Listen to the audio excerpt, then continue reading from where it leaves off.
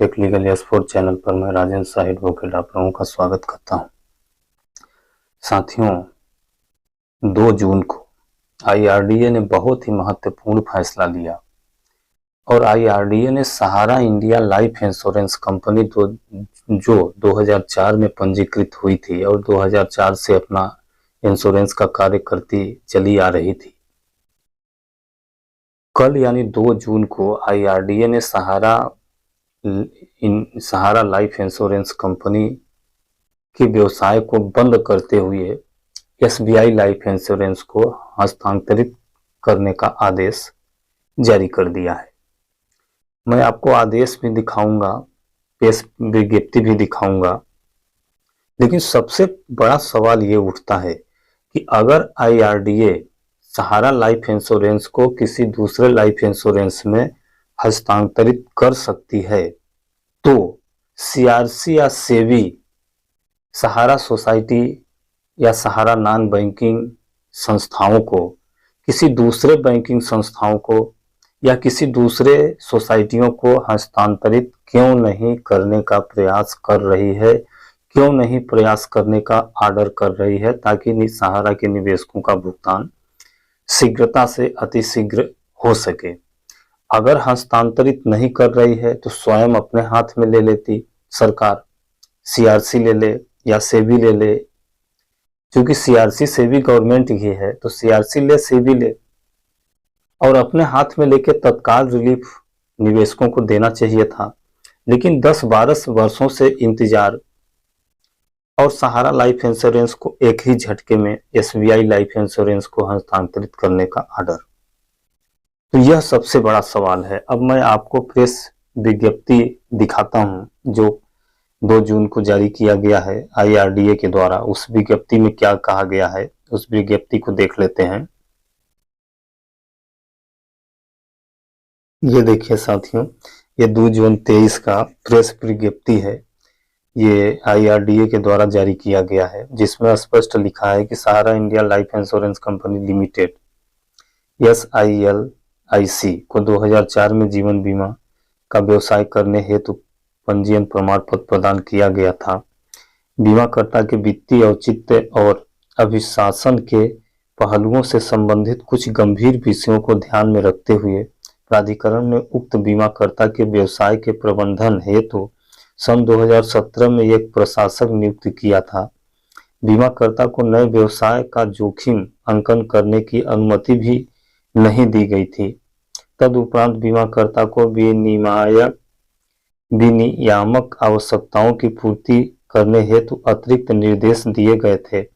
अनेक अवसर पर पर्याप्त समय प्रदान किए जाने के बावजूद SILIC प्राधिकरण के निर्देशों का पालन सुनिश्चित करने एवं अपने पॉलिसी धारकों के हितों की रक्षा के लिए कोई सकारात्मक कदम नहीं उठाए हैं। इसके अलावा SILIC के पॉलिसी आंकड़ों से पता चलता है कि कंपनी का समविभाग अंतिम रन-अप प्रवृत्ति दर्शा रहा है। वित्तीय स्थिति हास्यमान है, यानी कि घटता जा रहा है, जहां बढ़ती हुई हानियां और कुल प्रीमियम की तुलना में दावों का उच्चतम प्रतिशत इसकी पुष्टि करते हैं। यदि इस प्रवृत्ति को जारी रहने की अनुमति दी जाती है तो स्थिति बिगड़ जाएगी तथा पूंजी के ह्रास के लिए मार्ग प्रशस्त होगा और SILIC पॉलिसी धारकों के प्रति अपनी जिम्मेदारियां निभाने में समर्थ नहीं हो सकती, जिससे उसके पॉलिसी धारकों का हित खतरे में पड़ जाएगा। सभी तथ्यों और परिस्थितियों पर समुचित विचार करने के बाद प्राधिकरण ने 2 जून 23 को आयोजित अपनी बैठक में निर्णय लिया कि SILIC के पॉलिसी धारकों के हितों की रक्षा के लिए कार्यवाही आवश्यक है। तदनुसार बीमा अधिनियम 1938 की धारा 52B की उपधारा 2 के अंतर्गत अपनी शक्तियों का प्रयोग करते हुए प्राधिकरण ने तत्काल प्रभाव से SILIC के जीवन बीमा व्यवसाय को किसी अन्य उपयुक्त जीवन बीमाकर्ता को हस्तांतरित करने का निर्णय लिया। प्राधिकरण ने SBI life insurance company limited SBI life को, जो कि देश के सबसे बड़े जीवन बीमाकर्ता में से एक है, जिनकी वित्तीय स्थिति संतोषजनक है, की पहचान SILIC के जीवन बीमा व्यवसाय को अधिकृत करने वाले बीमाकर्ता के तौर पर की है। SIB लाइफ तत्काल प्रभाव से SILIC के लगभग 2 लाख पॉलिसियों के देयता को पॉलिसी धारकों की परिसंपत्तियों के आधार पर अधिग्रहण करेगी। IRDA का उक्त आदेश दिनांक 2 जून 23 पर उपलब्ध है। प्राधिकरण ने SILIC के सभी पॉलिसी धारकों के सुचारू पारगमन को सुनिश्चित करने हेतु आवश्यक कदम उठाए हैं। आदेश के समयाबद्ध कार्यान्वयन हेतु एक समिति गठित की गई है, जिसमें सदस्य बीमांकन, सदस्य जीवन एवं सदस्य वित्त निवेश होंगे। SBI लाइफ को निर्देशित किया जाता है कि वे SILIC के पॉलिसी धारकों के प्रश्नों का समाधान करने हेतु एक समर्पित प्रकोष्ठ की स्थापना सहित पॉलिसियों को सेवा प्रदान करने के संबंध में SILIC के पॉलिसी धारकों तक पहुंचने के लिए पर्याप्त कदम उठाए और उनकी वेबसाइट पर आवश्यक वितरण भी प्रकाशित करे।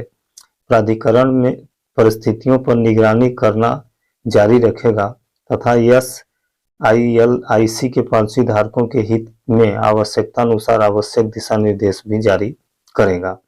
तो इस तरह से साथियों, सबसे बड़ा प्रश्न ये उठता है कि बीमा कंपनियों की जिम्मेदारी IRDA लेती है और IRDA बखूबी अपनी जिम्मेदारी का निर्वहन कर रही है, लेकिन जिस तरह से सोसाइटियों की जिम्मेदारी CRC लेती है और नॉन बैंकिंग कंपनी की जिम्मेदारी SEBI लेती है या रिजर्व बैंक ऑफ इंडिया लेता है, तो रिजर्व बैंक ऑफ इंडिया भी अपने जिम्मेदारियों का पूर्ण निर्वहन करता है, लेकिन CRC अपने जिम्मेदारियों का पूर्ण निर्वहन क्यों नहीं कर पाया?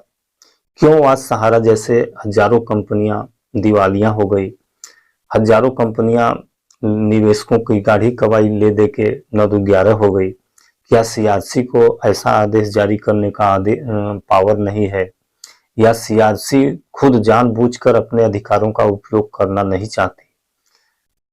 साथियों, इस संबंध में सरकार को निश्चित रूप से ठोस कदम उठाने होंगे और जिस तरह से एक डूबती हुई लाइफ इंश्योरेंस को बचाने के लिए IRDA प्रयास कर रही है और बचाने का पूर्ण नैतिक जिम्मेदारी लेते हुए दूसरे लाइफ इंश्योरेंस कंपनी को हस्तांतरित करती है, उसी प्रकार से जो भी सोसाइटियां हैं या जो भी नॉन बैंकिंग कंपनियां हैं, अगर वह दिवालिया घोषित होती हैं या अपने व्यवसाय में थोड़ा भी उनमें हार्स होता है, कमी आती है, हानि होता है, तो ऐसे कंपनियों को तत्काल किसी दूसरे नॉन बैंकिंग या दूसरे सहकारी सोसाइटियों को देने का प्रयास क्यों सरकार या CRC के द्वारा नहीं किया गया? यह बहुत ही महत्वपूर्ण प्रश्न है। इस तरह का प्रयास CRC के द्वारा किया जाना चाहिए था। अभी भी समय है, अभी भी CRC चाहे तो सहारा के चारों सोसाइटियों की जिम्मेदारी किसी भी बैंक को दे सकती है और बैंक के माध्यम से आसानी से सहारा निवेशकों का भुगतान हो सकता है, चूंकि उन सोसाइटियों के पास उतनी संपत्ति है जितनी देनदारी है कि उन संपत्तियों को मर्ज करके आसानी से भुगतान किया जा सकता है। लेकिन इस संबंध में CRC क्यों मौन है, यह बहुत ही विचारणीय प्रश्न है। साथियों, आगे के वीडियो में मैं इसी तरह से जानकारी देता रहूंगा। तब तक के लिए मुझे आज्ञा दीजिए। नमस्कार।